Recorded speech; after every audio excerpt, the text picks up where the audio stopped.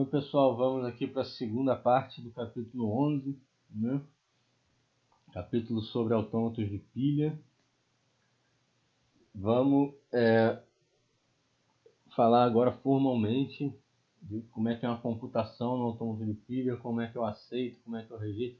Já falou disso no vídeo anterior, na parte 1, né? Falei para vocês, funciona exatamente da mesma maneira que funcionava o autômato finito não determinístico, certo? Mas vamos oficializar isso agora. A gente vai adaptar todas as noções que a gente tinha da teoria do autômato finito agora para o autômato de pilha, né? Então, vamos lá. Pega um autômato de pilha com os seus 6 elementos. A gente define uma configuração do autômato como um elemento formado por 3 partes. Um estado, uma palavra no alfabeto de entrada e uma palavra no alfabeto da pilha. Que essas coisas representam numa configuração? Esse estado representa o estado atual em que o autômato está naquele ponto da computação.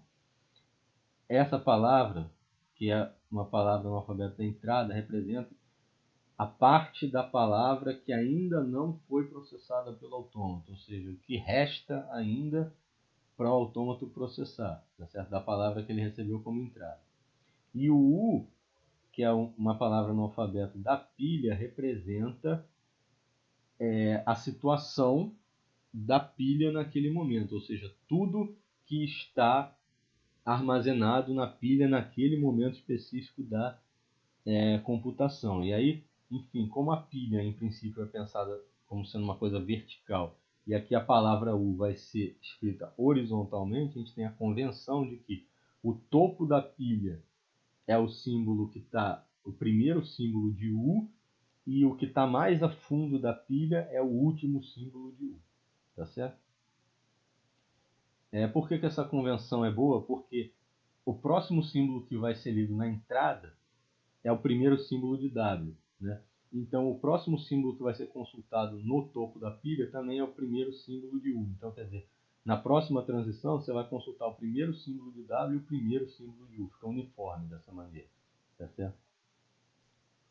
Então, como ocorreu com os autômatos finitos, a finalidade dessa definição é a gente poder acompanhar o comportamento de M com uma dada entrada, né? Cada configuração é uma foto do autômato em um determinado momento da computação, né? E aí o que a gente tem que ver é como é que eu mudo de uma configuração C para uma próxima configuração C'. Então, digamos que eu tenho aqui esses 3 elementos da configuração C, que é o estado atual. O primeiro elemento aqui o primeiro símbolo aqui da segunda parte de C é esse símbolo sigma. O primeiro símbolo dessa terceira parte é o símbolo gama minúsculo. Então, o que isso representa? Q é o estado atual, sigma W é o que resta ler da entrada, então o próximo símbolo a ser lido da entrada é esse sigma minúsculo, e gama U representa o estado, a configuração atual da pilha, né? A situação atual da pilha, tudo que está armazenado nela naquele momento, é uma foto da pilha naquele momento. Então, sendo que gama é o símbolo que está no topo da pilha nesse momento, e o restante da pilha está sendo representado por essa palavra U, né? Então, a próxima configuração, né, o que vai ser? Eu vou ter que pegar a minha função de transição, botar o meu estado atual aqui, que é o Q, botar o próximo símbolo que eu vou ler da entrada aqui. O símbolo que está no topo da pilha eu coloco aqui. Então, as minhas 3 entradas para a função de transição, ela vai me produzir uma saída aqui, né? Em que esse Q' é o novo estado. Então, na próxima configuração, o estado agora é Q'. Esse sigma vai ter sido consumido na transição. Então, o que resta da entrada a ser lido é só o W agora, né? E a transição me manda trocar esse gama por esse V no topo da pilha. Então, a nova situação da pilha é o V concatenado com U, né? Esse gama saiu e no lugar dele entrou o V.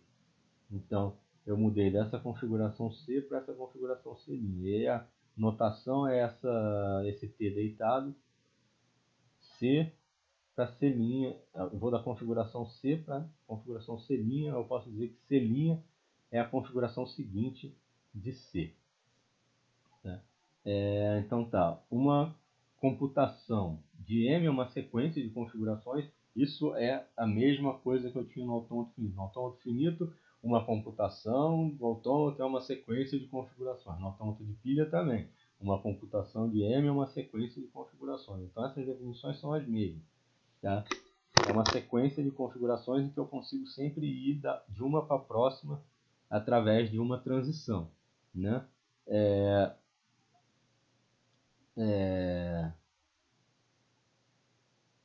A gente convenciona nessa notação aqui que a gente pode escrever então, quer dizer, por exemplo, o T deitado com uma estrela significa que eu posso ir de C0 para CK através de uma sequência de configurações, né? Não é um salto direto. Quando eu uso o T deitado sem a estrela, daqui para cá eu vim em uma transição. Então daqui para cá, com a estrela, eu vim em uma sequência de transições e me levou de C0 até CK. Tá certo? Aí aqui a gente convenciona que eu posso expressar que eu vou de uma configuração para ela própria usando esse T deitado com a estrela, porque é aquele lance que a estrela normalmente representa 0 ou mais, né, em repetições. Então aqui eu teria 0 ou mais transições me levando de C0 para CK. Então, no caso de 0 transições, eu teria C indo para a própria C, né? Ou seja, eu não executei nenhuma transição. A importância prática disso é minúscula. Especificamente para um aluno, eu diria que ela praticamente não existe.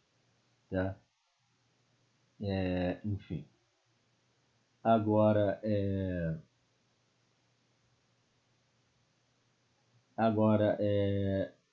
isso aqui, o fato de eu poder escrever C dos dois lados, não é equivalente a uma transição com entrada vazia. Tá? Aqui é realmente uma ausência de transição.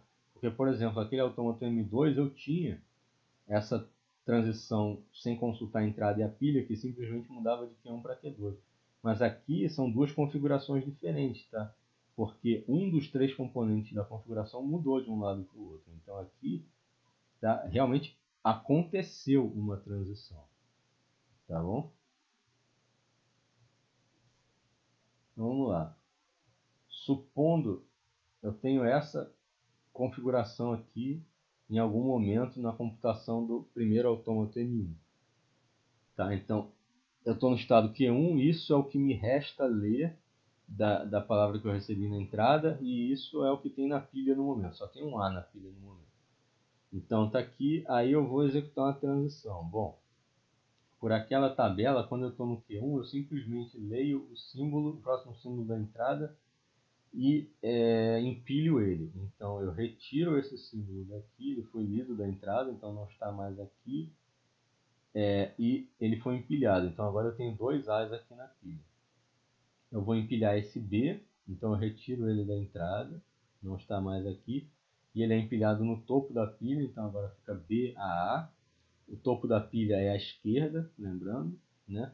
Aí agora eu estou em Q1 vendo C. Q1 vendo C eu não faço empilhamento não. Eu mudo de Q1 para Q2 e consumo esse C. Então agora só resta esse BAA na entrada e a pilha também fica inalterada e continua BAA.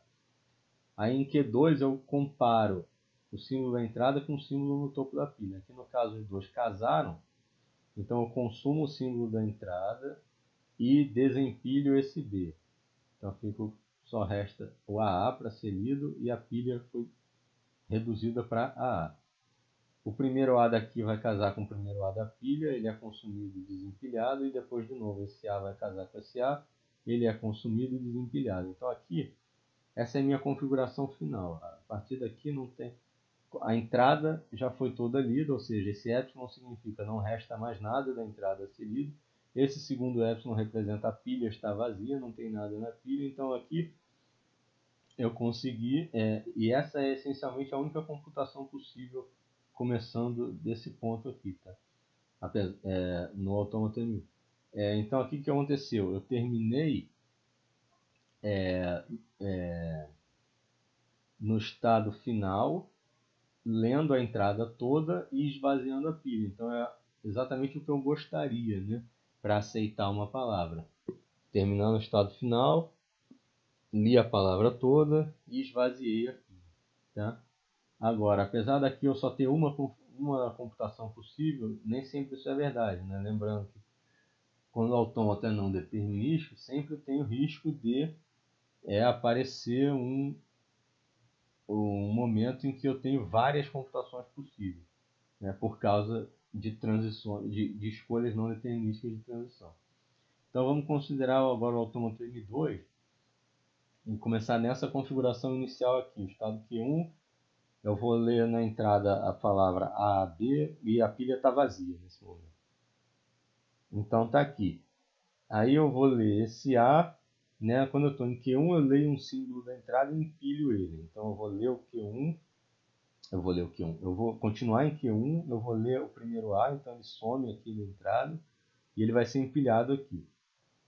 Aí eu vou ler esse segundo A, então ele some da entrada e eu vou empilhar ele aqui, né? Aí agora, em que eu estou em Q1 vendo B, eu teria a opção de, por exemplo, empilhar esse B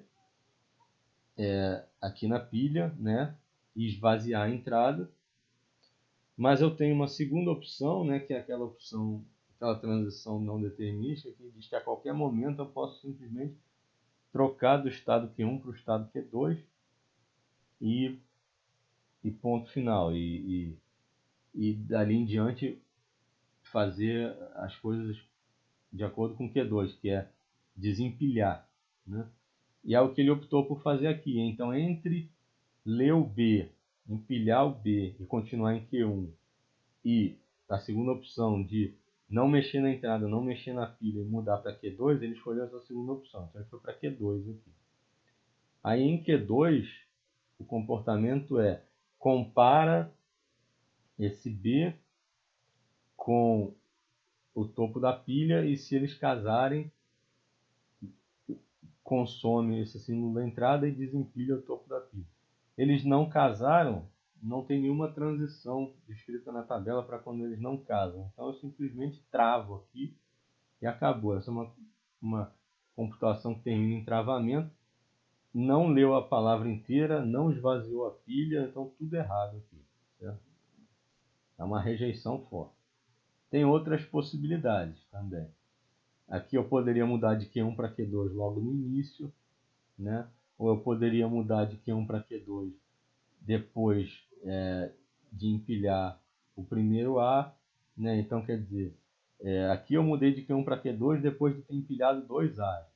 Eu podia ter mudado de Q1 para Q2 imediatamente, então eu podia ter mudado de Q1 para Q2 depois de ter empilhado um A. Então eu tenho múltiplas possibilidades aqui, né? Porque esse segundo autômato ele é bem não determinista, tá? Então, vamos para a definição formal de aceitação, apesar de que a gente já está, na verdade, usando ela há um bom tempo. Então, suponho como antes que M é um autômato de pilha com esses elementos. A gente diz que uma palavra W é aceita por M se existe uma computação. Então, se existir pelo menos uma computação satisfazendo isso, não interessa que todas as outras computações com a mesma palavra terminem mal. Se tiver uma que termine bem, já é suficiente para aceitar a palavra. Tá? Então, uma computação que começa no estado inicial do autômato com a pilha vazia aqui, e a palavra que eu quero processar na entrada, e termina num estado P, onde P é um dos estados finais do autômato, não restando nada da palavra da entrada para ser lida, é esse epsilon aqui, e com a pilha novamente vazia. Então a pilha começa vazia, termina vazia, eu consigo ler a entrada W toda e eu termino num estado final, tá? Então, como já ocorria no caso dos autômatos finitos não determinísticos, basta que exista uma computação como essa para que a palavra seja aceita. Tá certo? A linguagem LM, aceita pelo autômato M, é o conjunto de todas as palavras que M aceita. A mesma definição que eu tive no autômato finito não determinista. Aí, uma observação importante, nunca é demais reforçar, é a seguinte: 3 condições precisam ser simultaneamente satisfeitas para que a gente possa afirmar no final de uma computação que M aceita a palavra W. São 3 condições. Se uma delas falhar, eu já não posso afirmar que aceita, tá certo? A palavra W tem que ter sido completamente consumida, a pilha tem que estar vazia e o autômato tem que ter atingido um estado final. Então, os 3. Tá? Então, por exemplo, a mesma coisa que acontece no autômato finito não determinístico. O autômato trava sem ter lido a palavra inteira, mas ele trava num estado final. Isso conta? Não, não conta. Né? Lembra? A gente já falou isso antes, não conta. Porque você só testa a questão do estado final depois que ele leu a palavra inteira. Então não adianta ter travado no estado final. A parte da frase travou é mais forte do que a parte da frase num estado final. Né? O fato de ter travado é mais importante nesse caso, então não conta. Então eu tenho que satisfazer as 3 condições. Tá?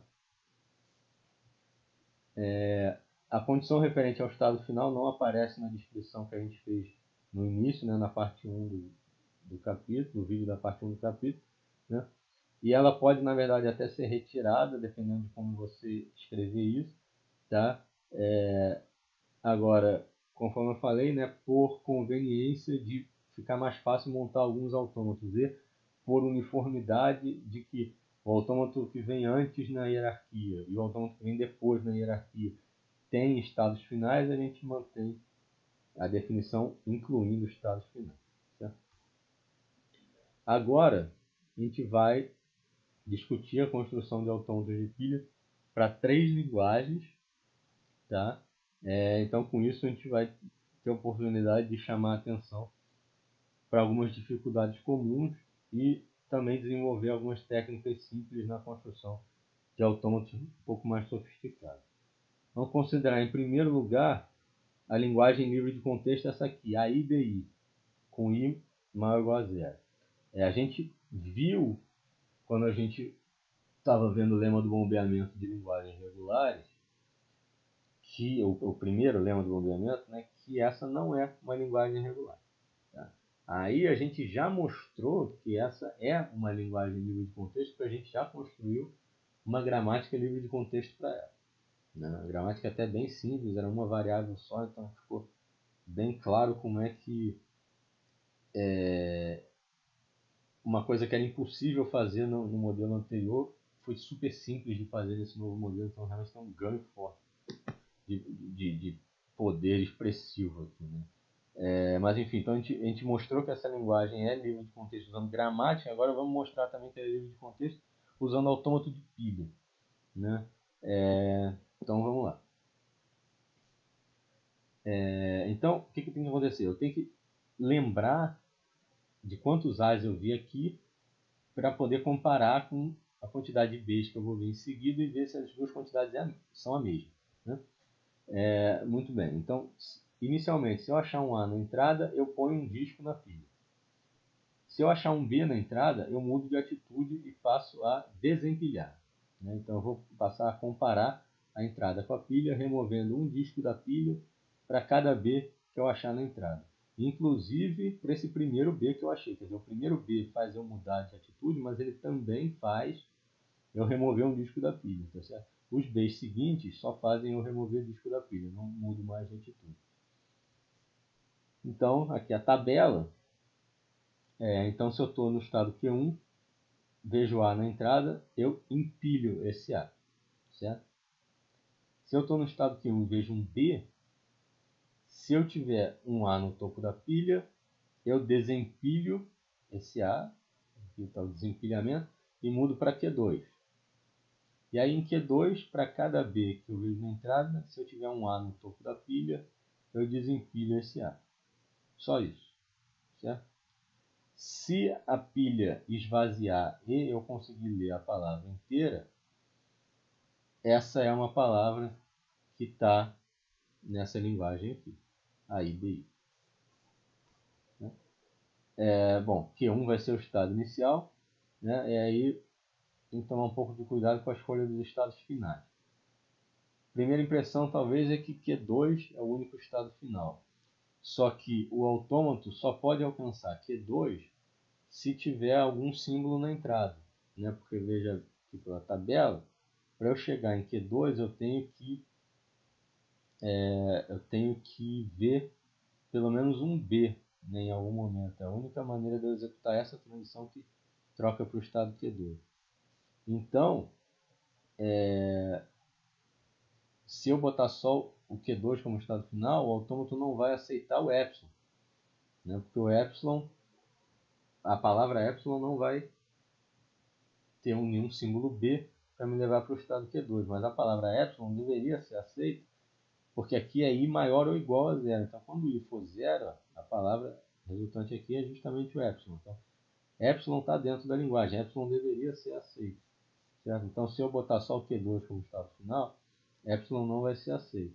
Então, tem duas soluções possíveis. A primeira é dizer, então, que Q1 também é um estado final, né? Isso, com certeza, vai fazer com que epsilon seja aceito. Só que aí eu tenho que me certificar, quando eu incluo Q1, que eu não estou aceitando mais palavras do que eu deveria, né? Que além do epsilon, não está entrando mais gente de invasor aqui junto. A gente faz isso analisando o comportamento do autômato. Então, suponho que eu tenho uma palavra que não é epsilon, que foi dada como entrada para o autômato. Tá? Então, se a palavra começa com B, ele vai travar sem ter consumido nenhum símbolo. Tá? Por quê? Aqui a tabela. Eu estou em Q1, a palavra começa com B, então eu preciso procurar uma linha da tabela que tenha B como entrada. Essa aqui tem. Só que essa linha da tabela só pode ser executada se eu tiver um A no topo da pilha. Então, se a palavra já começa com B, eu vou estar no estado Q1, eu vou estar vendo um B na entrada, mas a pilha ainda está vazia, né? A leitura da palavra acabou de começar. Então, essa transição aqui não vai poder ser executada, porque não faltou essa condição aqui do A no topo da pilha. E não tem nenhuma outra linha com Q1 no estado e B na entrada. Então, realmente a computação vai travar imediatamente se a palavra começar com B. Como deveria, né? Porque se a palavra já começa com B, não vai ter essa paridade aqui. Então, não pertence à linguagem. Por outro lado, se W começa por A, os A's vão ser todos empilhados. E para desempilhar, eu preciso chegar no estado Q2. Né? No primeiro caso, a palavra não vai ser aceita, porque eu tive um travamento aqui e a palavra não foi consumida inteira. Né? E no segundo caso, só vai ser aceita se os A's são seguidos pelo mesmo número de B's. Porque se eles forem seguidos por uma quantidade menor de B's, quando eu acabar de ler a palavra, vai ter sobrado A's na pilha ainda. A pilha não vai ter esvaziado. E se for seguido por um número maior de B's do que eu tinha de A's, a pilha vai esvaziar, ainda vai ter sobrado B's para ser lidos, e aí o autômato vai travar, porque ele só consome um símbolo da entrada. Quando ele está no estado Q2, ele só consome um símbolo da entrada quando ele é capaz de desempilhar alguém da pilha. Então, como a pilha já esvaziou, ele não vai conseguir mais ler nenhum desses B's. Então, no primeiro caso, em que eu tenho menos B do que A's, ele vai rejeitar porque a pilha não vai esvaziar. No segundo caso, que eu tenho mais B's do que A's, ele vai rejeitar porque a entrada não vai ser inteira livre. Tá certo?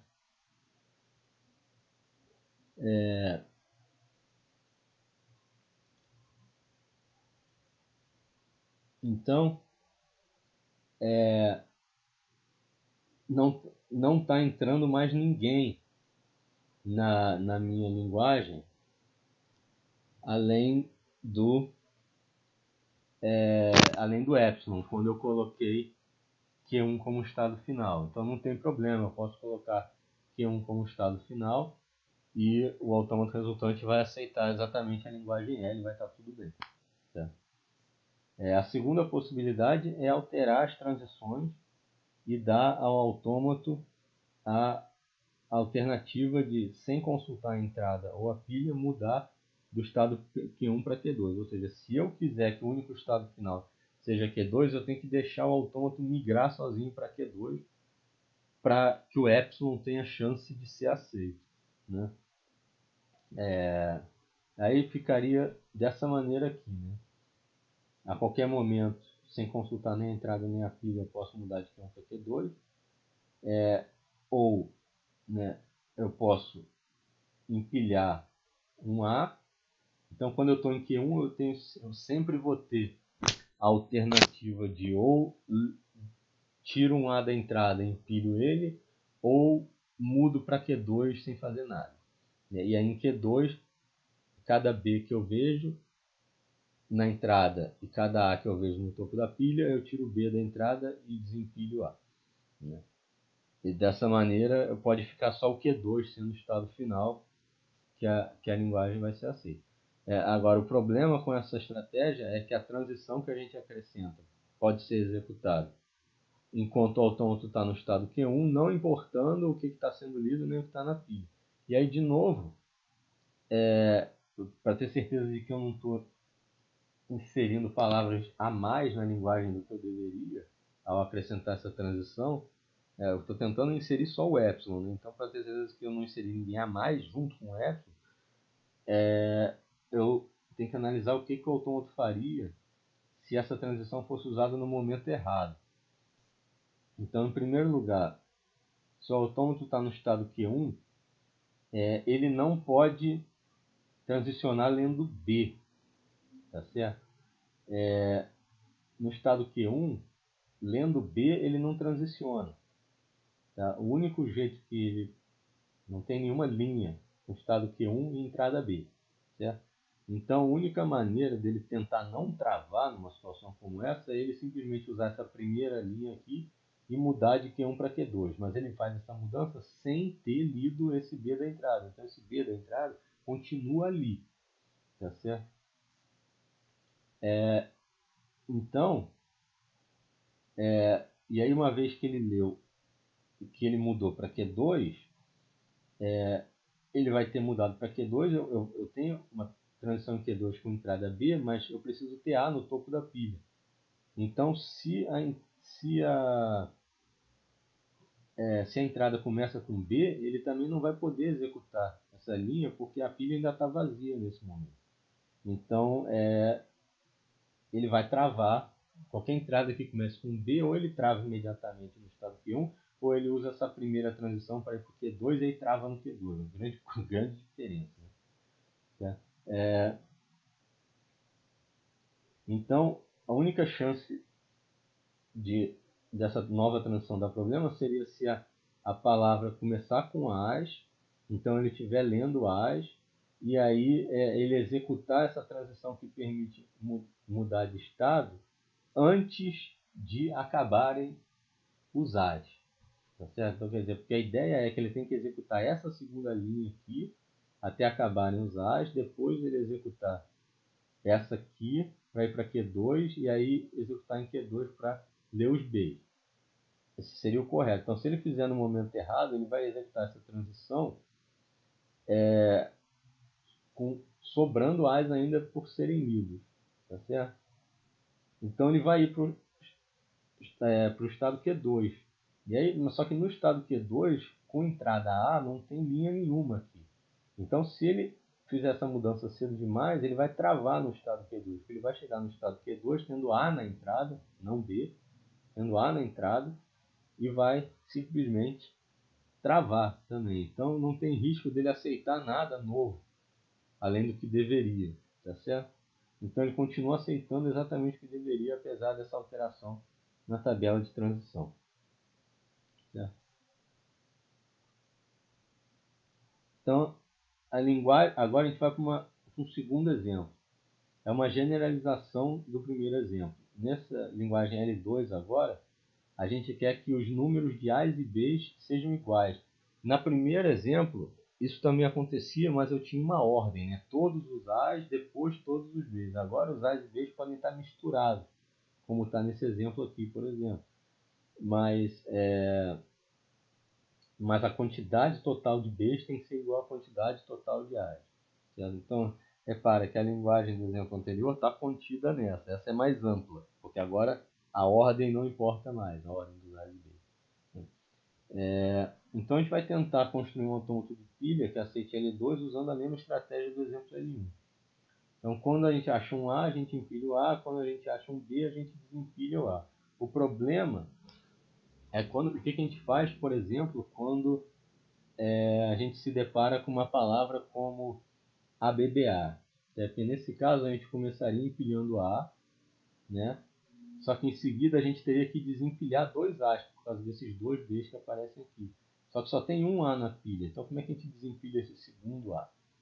Então como é que eu desempilho mais A's do que A na pilha? Bom, a resposta curta é que eu não desempilho, né? Mas se eu não desempilho, como é que eu faço isso funcionar então?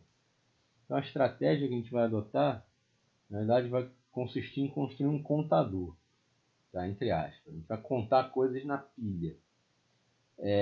Quando eu acho A, eu somo 1 no contador. Quando eu acho B, eu somo menos 1 no contador. Ou, dito de outra maneira, eu somo 1 toda vez que eu acho um A, eu subtraio 1 toda vez que eu acho um B. E aí eu quero que a soma total dê zero, né? Eu quero ter a mesma quantidade de A's e B's, então eu quero que no final esse contador esteja valendo zero. Então eu podia fazer isso usando os símbolos menos 1 e 1 no alfabeto da pilha, só que quando eu for escrever a palavra que está na pilha, na horizontal, um negócio desse aqui pode causar muita confusão, né? Então, vou manter o uso de A's e B's, tá certo? E aí o que eu vou fazer? Eu vou simplesmente empilhar um A para cada A que eu encontro na entrada e vou empilhar um B para cada B encontrado na entrada, só que com uma graçola extra, tá? Sempre que eu tentar empilhar um B em cima de um A, eles, digamos assim, eles se cancelam, tá certo? Então, toda vez que eu empilho um B em cima de um A, os dois somem. Toda vez que eu empilho um A em cima de um B, os dois somem, tá? Então, o que acontece quando eu aplico essa estratégia na palavra ABBA? Bom, o primeiro A faz eu empilhar um A na pilha, né? Aí esse B vai fazer eu empilhar um B em cima desse A. Aí empilhar B em cima do A faz os dois se cancelar. Então, aqui na verdade eu vou estar desempilhando esse A aqui. Então, depois de ler esse AB, a pilha está vazia, né? Aí em seguida aparece um B, eu empilho esse B. Aí esse B é seguido por um A, então empilhar o A em cima de um B faz que os dois se cancelem, então na verdade eu estou desempilhando esse B, né? E a pilha esvazia de novo. Então no final de ABBA eu termino com a pilha vazia, tá certo? Então vamos transcrever essa estratégia numa tabela de transição, tá? Só que tem um obstáculo ainda que a gente precisa superar, que é que para essa estratégia funcionar, o autômato precisa detectar quando a pilha está vazia, tá? Por quê? Porque você vai empilhar um A, você precisa saber o que tem embaixo, né? Se é que tem alguém embaixo, porque as coisas mudam, né? Dependendo do que está embaixo. Você poderia pensar assim, no início, seja A, seja B, o que eu esteja lendo, eu tenho que empilhar esse A ou esse B, certo? Mas pode ser que no meio do procedimento a pilha esvazie e comece a encher de novo, igual aconteceu aqui, né? Depois do AB a pilha esvaziou e depois ela vai começar a encher de novo. E eu preciso saber se a pilha está vazia ou não, para saber se eu vou empilhar o próximo símbolo que eu li ou se vai rolar um cancelamento. Então, não basta eu escrever epsilon na entrada correspondente ao topo da pilha numa transição, porque isso não significa que a pilha está vazia. Usar epsilon na entrada da pilha significa só que o autômato vai transicionar sem levar em consideração o que está no topo da pilha. Então você não sabe se ela está vazia ou não, você simplesmente está ignorando. Então o que eu vou fazer? Eu vou inventar um novo símbolo, vou chamar de beta, vou inserir esse beta no alfabeto da pilha. Esse símbolo é acrescentado na pilha ainda vazia no início da computação. E daí em diante o autômato opera apenas com os A's e B's na pilha. Então quando eu avistar beta no topo da pilha, o autômato sabe que a pilha não tem mais nenhum A nem nenhum B. A pilha está vazia de A's e B's. Então, para garantir que beta só vai ser usado uma vez, né, porque ele tem uma função especial, ele tem que marcar o fundo da pilha. Então você não pode sair inserindo betas em outras posições da pilha. Né? Então a gente vai reservar o estado inicial só para a ação de inserir esse beta no fundo da pilha. Então se Q1 for o estado inicial, a gente vai ter a transição Q1, não importa a entrada, não importa a pilha, muda para Q2 e empilha o beta. Então ao final dessa transição, a entrada não foi alterada, o fundo da pilha foi marcado com beta, né? Nenhum símbolo da entrada foi consumido, o topo da pilha foi marcado com beta, e o autômato saiu do estado Q1 e ele nunca mais vai poder voltar para esse estado. Então eu nunca mais vou poder inserir um outro beta em uma outra posição da pilha. O que o autômato deve fazer no estado Q2 está descrito resumidamente nessa tabela aqui. Tá? Então isso tudo aqui é para o estado Q2. Se ele acha A na entrada e tem ou beta, que significa não tem nada na pilha, ou outro A, ele empilha o A por cima. Se ele acha um B e tem um beta ou B na pilha, ele empilha o novo B por cima. Se ele acha um B e tem um A na pilha, é um cancelamento que vai rolar aqui. Então ele desempilha esse A. E se ele lê um A e tem um B na pilha, também é um cancelamento. Ele vai desempilhar esse B aqui. Tá certo? Com isso, se no final da computação a pilha tiver só o beta, então a palavra está em L2 e é aceita. Do contrário, a palavra é rejeitada. Tá certo? Agora, pela definição formal, o autômato só pode aceitar a palavra se a pilha estiver completamente vazia. Então eu preciso, no final, retirar de volta esse beta para deixar a pilha realmente vazia. Então eu vou precisar de mais uma transição para remover o beta do fundo da pilha. Tá? Só que aí tem um outro problema. Se a palavra está em L2, então ela foi totalmente consumida, né, pelo autômato, e deixando na pilha só o beta. Então a transição que remove o beta no final da computação e esvazia completamente a pilha não tem nenhuma entrada para consultar. Então ela tem que ser uma transição que seja executada sem consultar a entrada, sem alterar a entrada, porque a entrada já vai ter toda ido embora. Né? O problema é que se a gente permite ao autômato remover o beta sem consultar a entrada, ele pode realizar esse movimento no momento errado, né? Antes que a entrada tenha sido consumida. Ele pode fazer isso prematuramente, essa remoção do beta, porque não tem nada controlando o momento dela acontecer. Só que como os nossos autômatos são não determinísticos, isso não apresenta nenhum problema conceitual.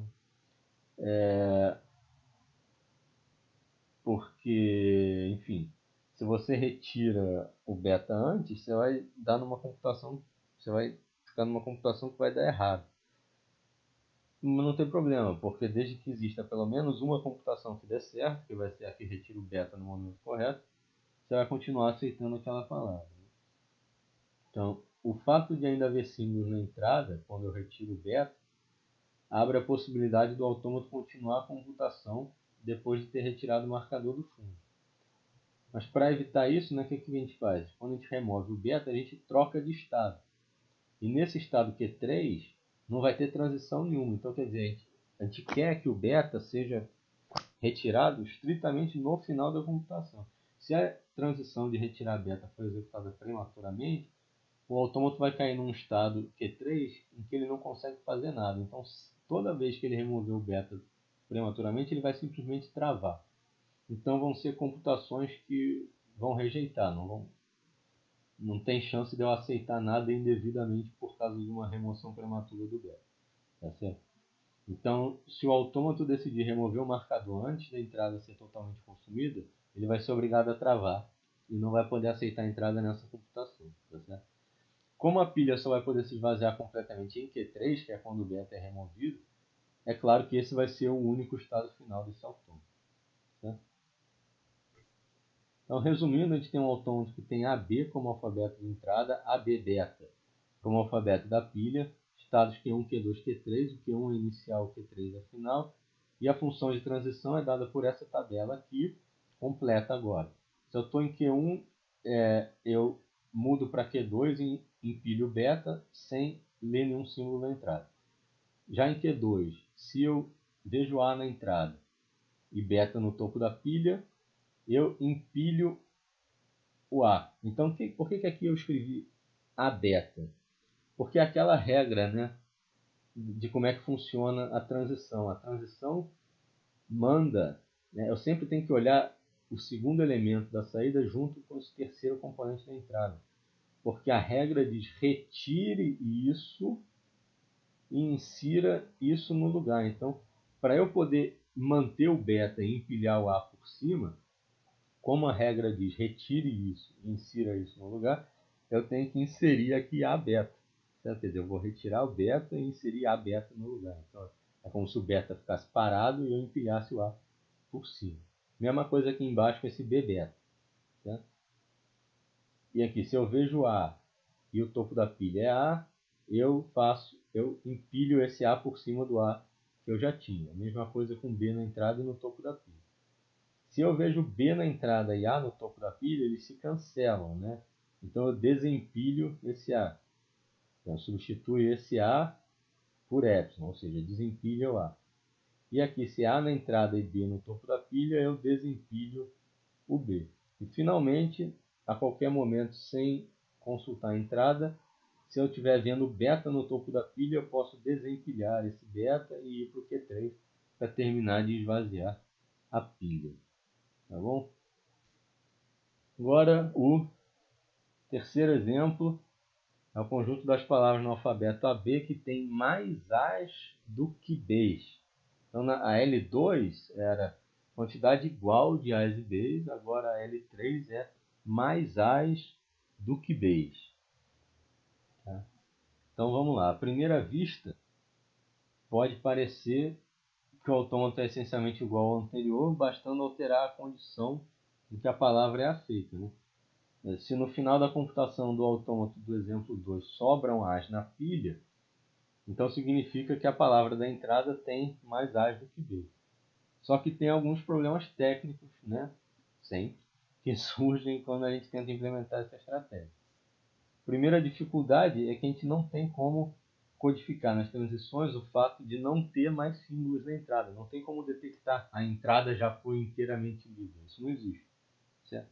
Então a saída, de novo, né, usar não determinismo, é permitir que o autômato tente adivinhar isso por conta própria. Então quando ele achar um A na pilha, o topo da pilha, né, no caso, o autômato deve poder decidir que a computação chegou ao fim e, sem consultar a entrada, simplesmente passar para um estado final. Uma palavra não vai ser aceita se a decisão de aplicar essa transição for tomada prematuramente. Ou seja, se eu tomar essa decisão antes da palavra realmente ter sido completamente consumida, eu vou fazer o autômato travar sem ter lido a palavra toda, então isso não vai resultar numa aceitação. Mas se eu executar essa transição no momento certo, eu posso obter a aceitação da palavra. Segunda dificuldade, a gente está identificando que uma palavra está em L3 porque sobram As na pilha. Só que um dos requisitos para que a palavra seja aceita por um autômato de pilha é que não tem que sobrar nada na pilha no final da computação. Um dos critérios é que a pilha tem que estar totalmente vazia no final da computação. Então eu tenho, por um lado, eu quero que sobrem As, por outro lado, a definição manda não sobrar nada para eu aceitar. Então eu resolvo esse conflito fazendo com que, quando eu chego no estado final, o autômato possa esvaziar a pilha sem se preocupar com a entrada. Então, o estado final serve simplesmente para remover ar até a pilha ficar completamente vazia. Então, tomando por base o autômato do exemplo 2, a gente tem que substituir a transição que estava na última linha da tabela, né? Lembrando qual era ela, essa aqui, né? Em que eu ia para o estado final removendo o beta, eu vou substituir ela e acrescentar as 3 transições que permitem ao autômato esvaziar a pilha. Então essa é a nova tabela. Ele vai ter, esse novo autômato vai ter alfabeto de entrada igual a AB, alfabeto da pilha igual a AB beta, de novo, igual ao do L2, estados Q1, Q2, Q3, o inicial é Q1, o final é Q3, e essa é a função de transição. Então, inicialmente começa igual, em Q1 eu só marco o fundo da pilha, em Q2 eu empilho A's e B's, né? Se eu estiver vendo beta no topo da pilha, eu empilho A se eu estiver vendo outro A, eu empilho B se eu estiver vendo outro B. Se eu ver na entrada um B e no topo da pilha um A, eles se cancelam, então eu desempilho A. Se eu vejo A na entrada e B no topo da pilha, eles se cancelam, eu desempilho B. E aí, em algum momento qualquer, desde que eu esteja vendo A no topo da pilha, ou seja, aparentemente sobraram A's no topo da pilha, né? Eu mudo para Q3. Esse A aqui faz com que eu não altere o conteúdo da pilha, né? Porque a regra diz, tira esse, põe esse no lugar, então eu estou trocando um A por outro. Aqui eu não estou mexendo na pilha, só estou trocando de estado, tá? Mas essa transição... Aí você poderia dizer, você está botando um A aqui, por que não põe epsilon, epsilon? Porque se eu ponho epsilon, epsilon, o efeito na pilha é o mesmo, mas a condição de executar essa transição muda. Porque se eu ponho epsilon aqui, eu posso executar essa transição independentemente de quem está no topo da pilha, mas eu quero ser capaz de executar essa transição só se eu tiver A no topo da pilha, ou seja, se tiver B no topo da pilha não é para executar isso, se tiver beta no topo da pilha não é para executar isso, tá certo? Então, como eu tenho essa restrição aqui, esse A é obrigatório. E como eu quero deixar a pilha inalterada, consequentemente eu acabo tendo que botar esse outro A também. Então faz diferença esse AA no lugar de epsilon, epsilon, tá certo? O efeito final na pilha é o mesmo, mas o momento em que essa transição pode ser executada muda. Assim ela é muito mais restrita para esse A aqui, tá certo? Muito bem, aí eu mudo para Q3. Em Q3, supostamente a entrada já foi toda consumida, pelo menos nos casos de aceitação. Então, eu não vou mais consultar a entrada aqui. Se eu vejo um A, eu desempilho, né? Se eu vejo um B, eu desempilho. E se eu vejo um beta, eu desempilho, certo? Então, fica sendo essa tabela final desse autômato de pilha, esse terceiro exemplo, tá certo? Isso encerra o nosso capítulo 11, tá certo? Então, um abraço.